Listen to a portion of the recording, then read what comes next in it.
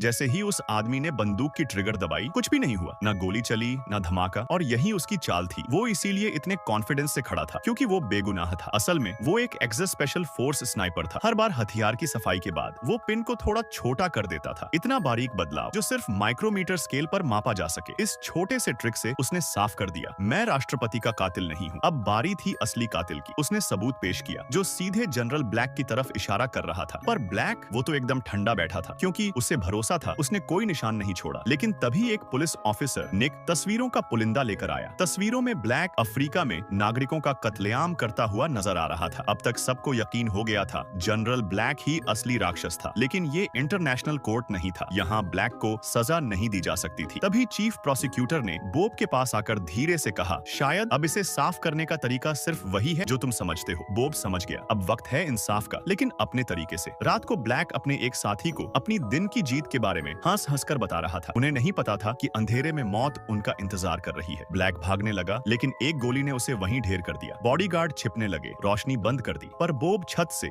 दीवारों से, छायाओं से निकलता रहा। एक के बाद एक सब गिरते गए। किसी ने बोब को रोकने की कोशिश की, पर उसका गुस्सा, उसका कौशल किसी देवता जैसा था। जब वो अंदर आया, जनरल ब्लैक के आदमी गिड़गिड़ा रहे थे, मैं सेनेटर हूँ, मुझे मत मारो, तुम जानते हो मैं कौन हूँ। लेकिन बोब की लिस्ट में जो नाम आ जाता है वो बचता नहीं, क्योंकि असलियत ये थी, राष्ट्रपति की स्पीच में सुरक्षा का इंतजाम बोब ने किया था। लेकिन वहीं किसी ने हमला कर दिया। बोब पलटा, पर उसी के पीछे से पुलिस ने उसे ही गोली मार दी। किसी तरह भागकर वो निक की गाड़ी छीन कर निकला और पहुंचा अपनी मरे हुए साथी की पत्नी सारा के पास। सारा ने उसकी गोली निकाली, उसे बचाया। इस बीच निक ने भी सच्चाई देखी और बोब के साथ जांच में शामिल हो गया। उन्होंने एक रशियन रिटायर्ड स्पेशल फोर्स से ब्लैक के गुनाहों का सबूत जुटाया। पर अब ब्लैक ने सारा को अगवा कर लिया था। निक बोब की तरह तैयार होकर गया, पर वहां घात लगाकर हमला हुआ। सोचा गया कि सब खत्म हो गया, लेकिन निक बचा था, सीने पर स्टील प्लेट बांध कर गया था। बोब आया, सारा को बचाया, सबको खत्म कर दिया। फिर सामने आया ब्लैक और उसका भ्रष्ट सेनेटर साथी। बोब ने एक आखिरी बार अपना निशाना साधा। तभी अचानक पुलिस आ गई। बोब को पकड़ लिया गया, लेकिन आखिरी मोड़ पर जब सेनेटर सोच रहा था कि वो जीत गया, बोब ने उसकी बंदूक से उसे ही खत्म कर दिया। गैस पाइप तोड़ा, ब्लैक को उसकी ही साजिश में जला डाला। एक धमाके के साथ सब खत्म। पार्ट 2 के लिए सब्सक्राइब करो।